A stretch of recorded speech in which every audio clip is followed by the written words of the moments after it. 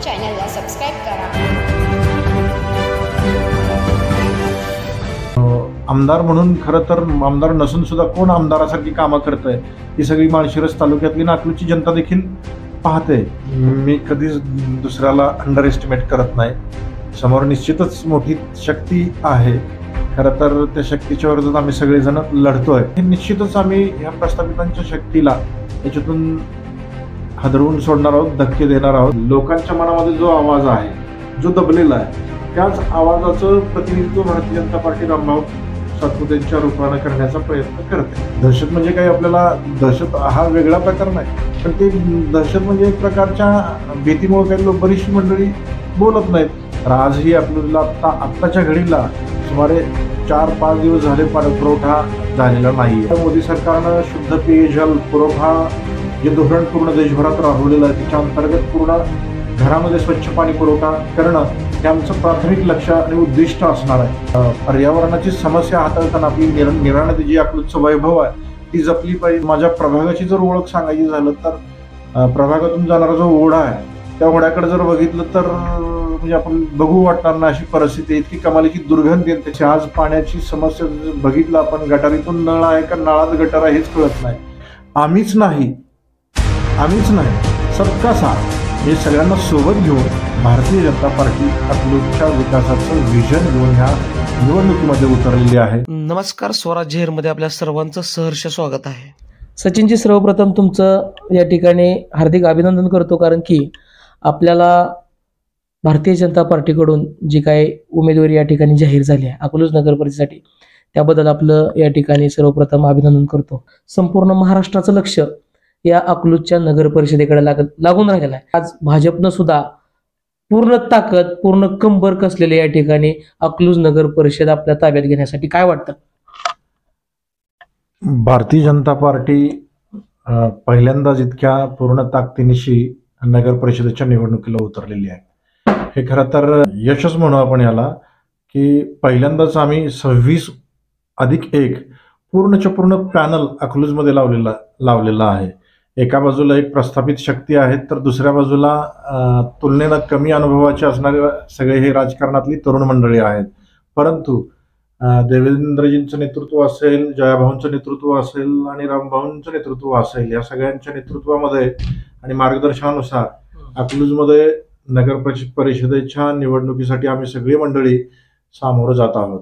म्हणजे खरं तर जसं आता सांगितलं की एका बाजूला मोठ्या शक्ती ह्या निवडणुकीमध्ये उतरलेल्या आहेत, पण भारतीय जनता पार्टी आपल्या चांगल्या हेतूच्या बळावरती 26+1 27 उमेदवार घेऊन ह्या निवडणुकीच्या रिंगणात उतरलेली आहे। आणि आम्हाला खात्री आहे की जी कामं गेल्या 11 वर्षामध्ये मोदीजींनी देशामध्ये केलेली आहेत त्या कामांच्या जीवावर ती विकासाची गंगा अकलूजमध्ये जर प्रवाहित करायची असेल तर त्यांचे प्रतिनिधी म्हणून, भारतीय जनता पार्टीचे प्रतिनिधी म्हणून आम्ही सगळेजण इथं उतरलेलो आहोत। आणि या निमित्तानं मी सगळ्यांना आवाहन आणि विनंती पण करतो की भारतीय जनता पार्टीच्या सर्व उमेदवारांना आपण खरं तर निवडून द्यावं।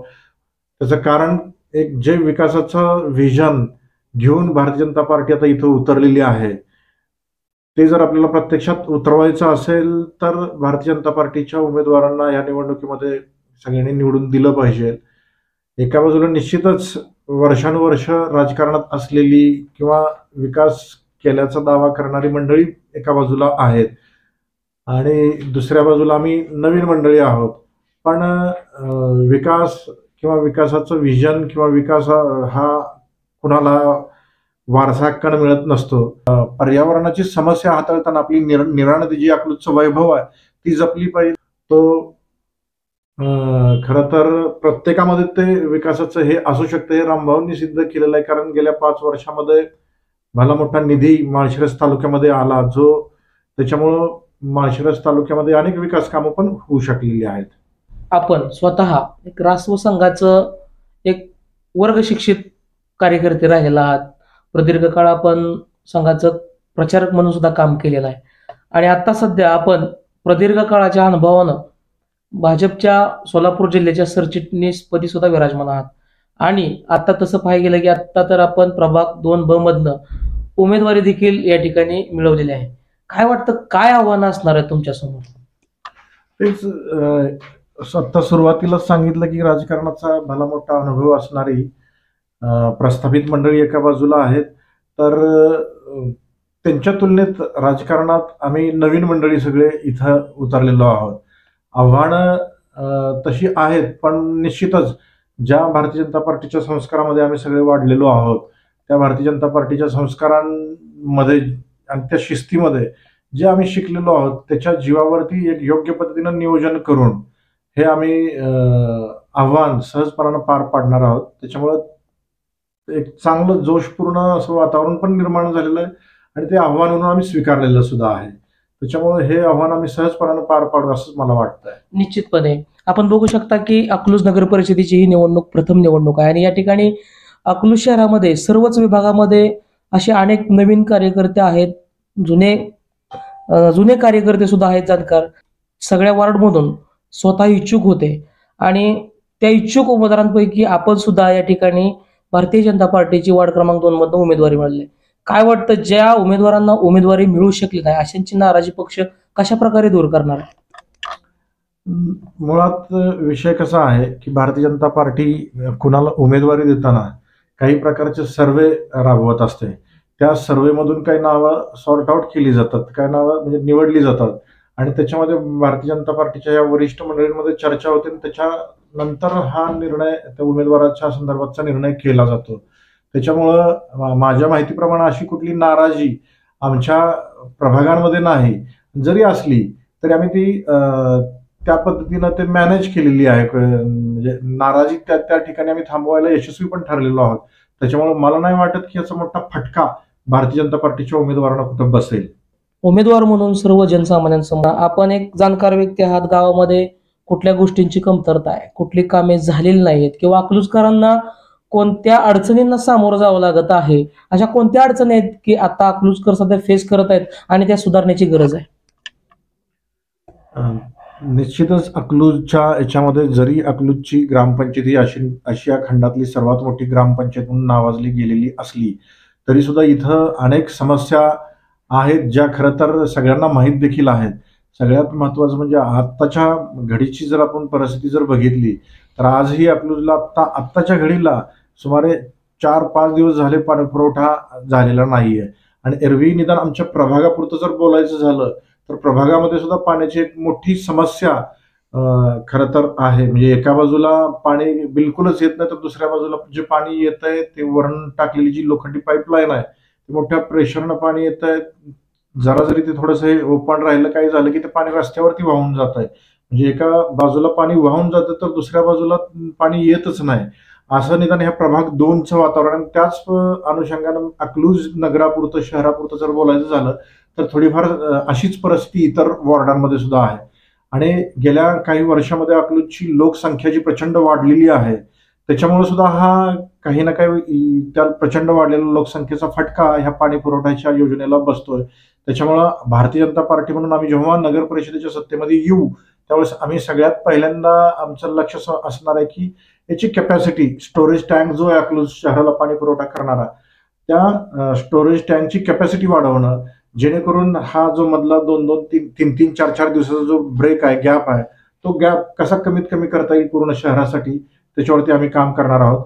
याच्याशिवाय मोदी सरकारनं शुद्ध पेयजल पुरवठा जे धोरण पूर्ण देशभरात राबवलेलं आहे त्याच्या अंतर्गत पूर्ण घरामध्ये स्वच्छ पाणी पुरवठा करणं हे आमचं प्राथमिक लक्ष आणि उद्दिष्ट असणार आहे.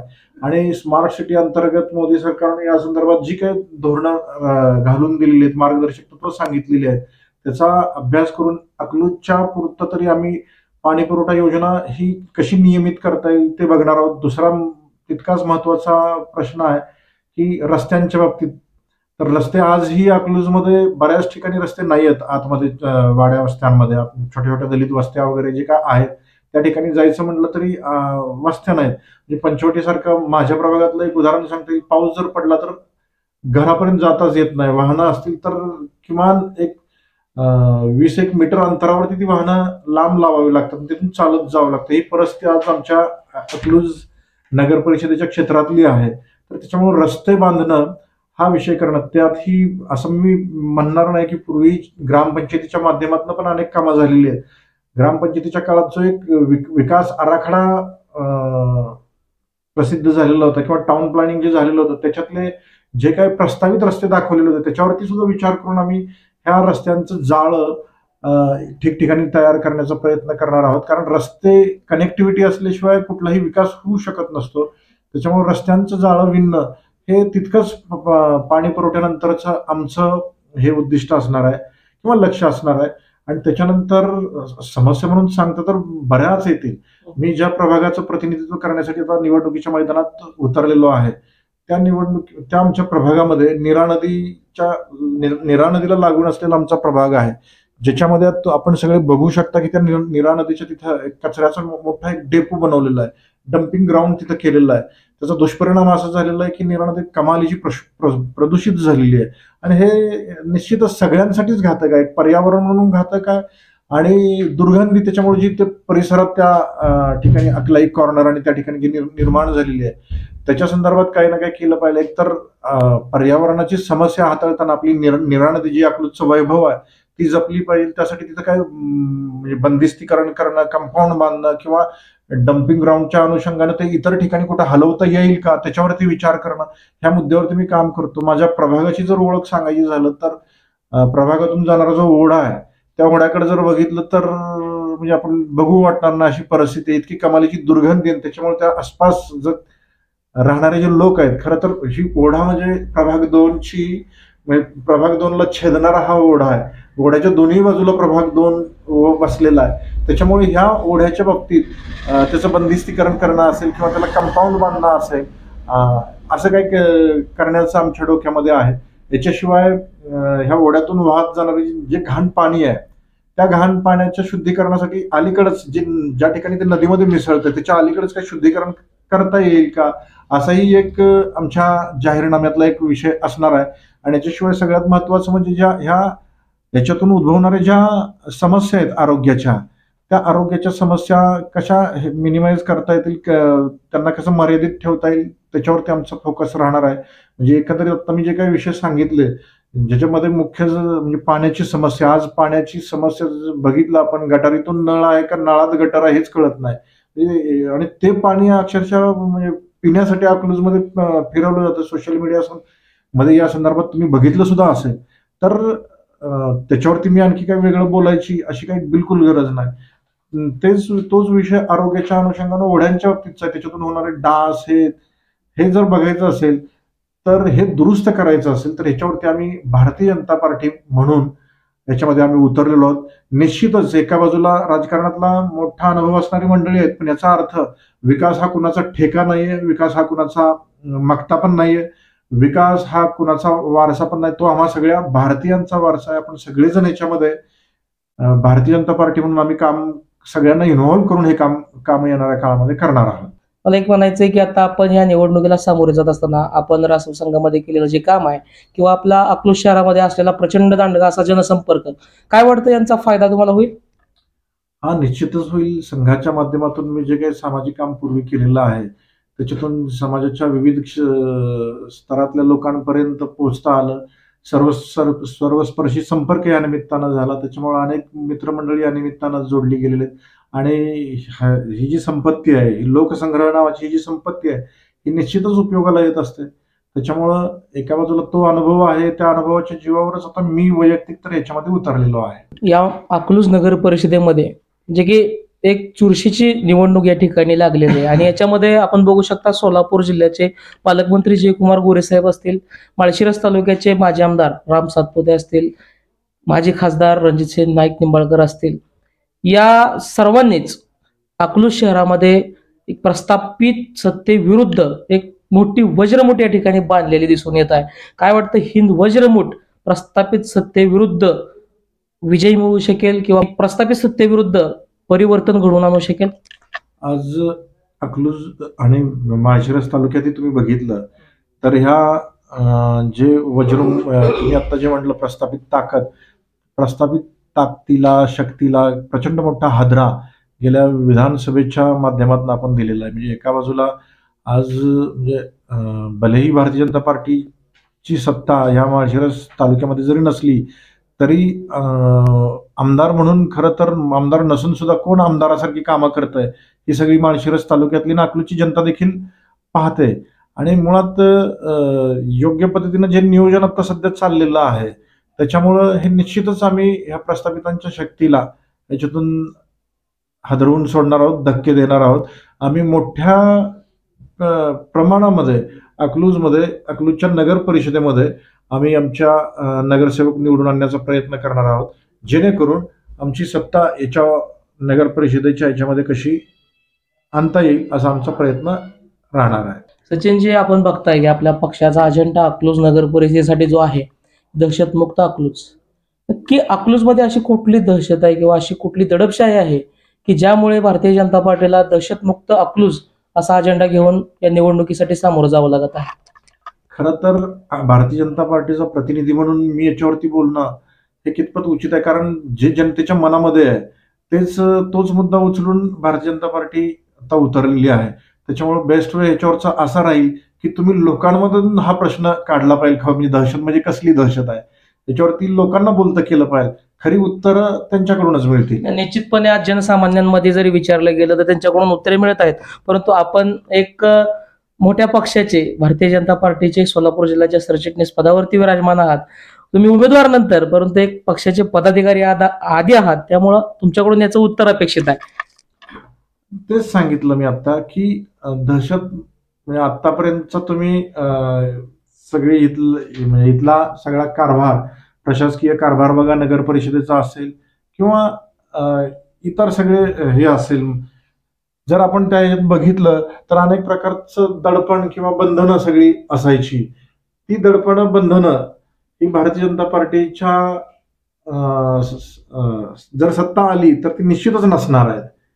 आणि म्हणून मी म्हटलं, हे बघा, लोकांच्या मनामध्ये जो आवाज आहे, जो दबलेला आहे, त्याच आवाजाचं प्रतिनिधित्व भारतीय जनता पार्टी रामभाऊ सातपुतेंच्या रूपानं करण्याचा प्रयत्न करते.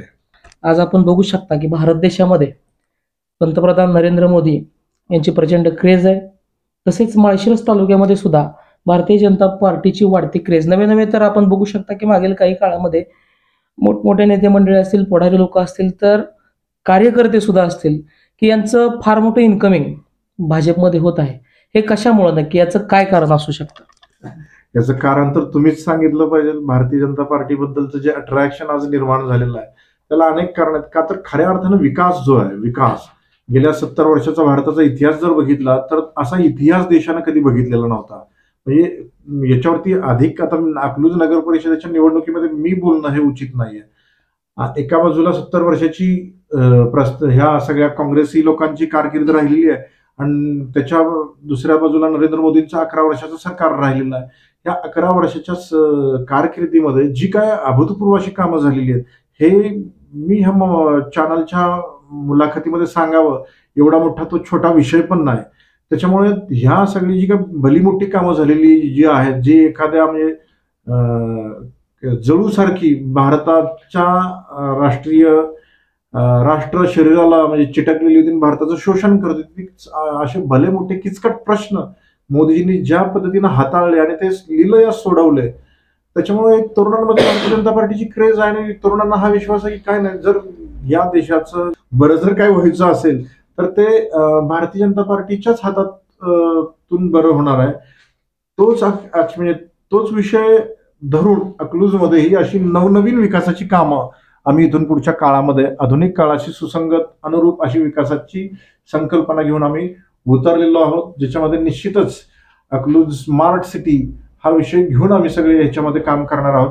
त्याच्यामुळं अकलूजच्या युवा तरुण पिढीचा आम्हाला याच्यामध्ये म्हणजे साथ मिळणार आहे. आज तुम्ही म्हणता म्हणजे तुम्ही ह्याच्या संदर्भात लोकांमधूनही प्रतिक्रिया घेऊ शकता. बरेच जण आज बोलत नसतील, बरीच मंडळी बोलत नाहीत. दहशत म्हणजे काय विषय असतो दुसरा? दहशत म्हणजे काही आपल्याला दहशत हा वेगळा प्रकार नाही, पण ते दहशत म्हणजे एक प्रकारच्या भीतीमुळे काही बरीचशी मंडळी बोलत नाहीत. म्हणजे ज्या प्रकारे आपण काल बघितलं अनगरमध्ये जो बिनविरोध त्या ठिकाणी अनगरची नगरपंचायत झाली, त्या प्रकारची दहशत म्हणावी का? नाही, आता हे मी पुन्हा तेच सांगतो. लोकांच्या मनामध्ये जे काही चाललेलं आहे, लोकांच्या मनामध्ये जे चाललेलं आहे तेच भारतीय जनता पार्टी लोकांचा आवाज म्हणून याच्यामध्ये उतरण्याचा प्रयत्न करत आहे. त्याच्यामुळं खरं तर मी तुम्हाला पुन्हा एकदा या निमित्तानं असं नम्र विनंती करतो की तुम्ही हे लोकांमधून काढा बाहेर. अकलूजमध्ये सध्या नगर परिषद निवडणुकीच्या मार्फत भाजप 26+1 मित्रपक्षांना घेऊन जी काही निवडणूक लढवत आहे, जो की अजेंडा घेऊन चाललेला आहे पुढं, काय वाटतं मतरूपी आशीर्वाद जनता आपल्याला देईल का? आता ह्याच्यावरती मी पूर्वीच बोललेलो आहे की आम्ही नवखे आहोत. 26+1 आम्ही पहिल्यांदाच भारतीय जनता पार्टीच्या पूर्ण ताकदीनिशी प्रस्थापित शक्तीच्या विरोधात उतरलेलो आहोत. पण याच्यामध्ये मुळाशी आहे आमची प्रामाणिक इच्छा. आम्ही प्रामाणिक इच्छा घेऊन याच्यामध्ये उतरलेलो आहोत. निश्चितच नुसत्या प्रामाणिक इच्छेच्या जीवावर पण राजकारण होत नसतं. त्या राजकारणासाठी असणारी जी काही नियोजन आहे ती नियोजनं सुद्धा आम्ही केलेली आहेत. त्याच्यामुळं लोकांची मतं मिळवताना प्रामाणिक इच्छा असणं म्हणजे हे खरंच महत्वाचं असतं. जी इच्छा, प्रामाणिक इच्छा आमच्या सगळ्या भारतीय जनता पार्टी म्हणून आमच्या सगळ्यांकडे आहे. बरोबरीने त्यासाठी लागणारी आवश्यक जी काही नियोजनं करावी लागतात मतं मिळवण्यासाठी, लोकांपर्यंत पोहोचणं असेल किंवा लोकांशी संपर्क साधणं असेल किंवा लोकांना विश्वासात घेणं असेल, हे सगळ्या प्रकारची कामं नियोजन करून आम्ही ह्या निवडणुकीत उतरलेलो. त्याच्यामुळे मला निश्चित खात्री आहे की ह्या निवडणुकीमध्ये आम्ही चांगलं यश ह्या नगर परिषदेमध्ये मिळवू. आम्ही सर्वपक्षीय जोर लागला याच्यामध्ये, प्रस्थापित सत्ता असेल किंवा अजित पवार गट असेल, शरदचंद्र पवार गट असेल, वंचित बहुजन आघाडी असेल, अपक्ष उमेदवार असतील, नवे नवे भारतीय जनता पार्टीचे 26+1 उमेदवार, ही प्रचंड चुरशीची लढत या ठिकाणी पाहायला मिळेल का? खरंच एकतर्फी ही निवडणूक भारतीय जनता पार्टी आपल्या पारड्यात पाडून देईल? मी कधीच दुसऱ्याला अंडर एस्टिमेट करत नाही. समोर निश्चितच मोठी शक्ती आहे. खरं तर त्या शक्तीच्या विरोधात आम्ही सगळेजण लढतोय. त्याच्यामुळे कुणाला अंडर एस्टिमेट करणं असा माझा वैयक्तिक हेतू नाहीये. पण योग्य प्रकारची काळजी घेऊन या निवडणुकीमध्ये उतरणं हे मात्र आम्ही निश्चित ठरवलेलं आहे. सगळ्यात मोठं विजन तुमचं काय असणार आहे अकलूज गावासाठी? हे खास करून अकलूज हे जसं मेडिकल हब आहे, त्या मेडिकल हबला अनुसरून सरकारी उपजिल्हा रुग्णालय जे आहे त्या उपजिल्हा रुग्णालयाला अत्याधुनिक आणि सुसज्ज बनवणं हे एक आमच्या उद्दिष्टांपैकी एक महत्वाचं, तितकंच महत्वाचं दुसरं उद्दिष्ट असणार आहे. त्याबरोबरीने जसं मेडिकल हब अकलूज आहे तसंच एक शैक्षणिक केंद्र सुद्धा अकलूज आहे. त्या शैक्षणिक केंद्रासाठी बाहेरून गावावरून येणारे जे काही विद्यार्थी आहेत, त्या खास करून दलित विद्यार्थ्यांसाठी डॉक्टर बाबासाहेब आंबेडकर वसतिगृह समाज कल्याण खात्याच्या माध्यमातून निर्माण करणं असेल, हा एक आमच्या अजेंडातला विषय असणार आहे. बरोबरीनं आज अकलूज सारख्या इतक्या मोठ्या एक प्रकारची ब दर्जाची नगर परिषद अकलूजमध्ये आहे आणि इथलं स्पर्धा परीक्षांचं अभ्यास केंद्र इथं नाहीये, ही मोठी दुर्दैवाची गोष्ट आहे.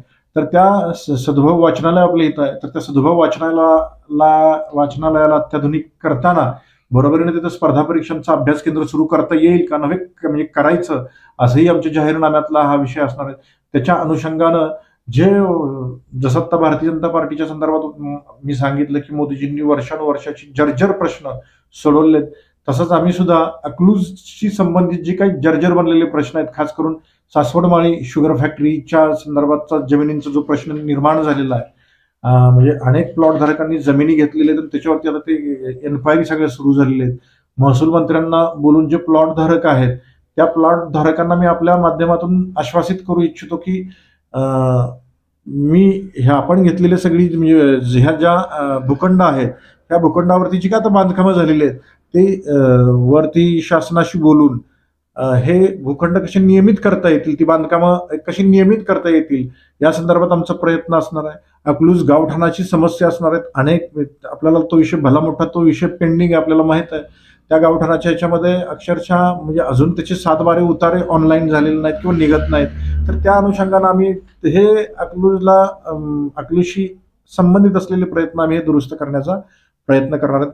आणि जसं आता सांगितलं की पाणी, रस्ता, स्वच्छता ही आमची महत्वाची उद्दिष्ट असणार आहेत आणि ह्या उद्दिष्टांच्या ह्याच्यावरती आम्ही या निवडणुकीमध्ये उतरत आहोत. सचिनजी, अगदी शेवटचा प्रश्न, अकलूजकर जनतेला आपण काय संदेश द्याल? अकलूजकर जनतेला हेच संदेश देईल की मोदीजींना जशी एकदा संधी दिली आणि मोदीजींनी जादू केली देशामध्ये, म्हणजे आता पुन्हा एकदा त्याच विषयावरती येतो की म्हणजे वर्षानुवर्ष एखाद्या जळवासारखे चिटकलेले आणि देशाच्या ह्याचं शोषण करणारे प्रश्न मोदीजींनी दुरुस्त केले. मी जास्त काय बोलणार नाही. निश्चितच की अकलूजला आम्ही एक स्वच्छ पारदर्शी कारभार भारतीय जनता पार्टी म्हणून देणार आहोत. ही जी काही विकास कामं आणि विकास कामांचा आराखडा तसं थोडक्यात आपल्या समोर मांडलेला आहे. हा विकास आराखडा मांडताना मोदीजींनी जो नारा दिलेला आहे, सबका साथ सबका विश्वास, आणि तिसरा जो नारा त्यांचा होता तो सबका प्रयास. त्याच्यामुळं सगळ्यांना सोबत घेऊन माझा अकलूजकरांना संदेश हाच असणार आहे, आम्हीच नाही, सबका साथ, म्हणजे सगळ्यांना सोबत घेऊन, सगळ्या जाती घटकांना, समाज घटकांना सोबत घेऊन, आणि ह्याच समाजातला अर्धा घटक जो आहे तो महिला, स्त्रिया, त्या महिलांना सोबत घेऊन, बाकीच्या सगळ्या समाज घटकांना सोबत घेऊन, सगळ्यांना इन्व्हॉल्व करून भारतीय जनता पार्टी अकलूजच्या विकासाचं व्हिजन घेऊन ह्या निवडणुकीमध्ये उतरलेली आहे. आणि मी स्वराज्य हेर ह्या वाहिनीच्या निमित्तानं मी समस्त अकलूजकरांना नम्र आवाहन आणि विनंती करतो की आम्हा सगळ्या उमेदवारांना आपण संधी द्यावी, जेणेकरून अकलूजच्या विकासामध्ये आम्हाला आमचं काहीतरी योगदान देता यावं. नक्कीच. खूप खूप धन्यवाद सचिनजी. आपण आपला बहुमूल्य वेळ आमच्या स्वराज्य हेर या चॅनलला दिलात त्याबद्दल आपलं खूप खूप धन्यवाद आणि आपल्या पुढील वाटचालीत खूप खूप शुभेच्छा. धन्यवाद.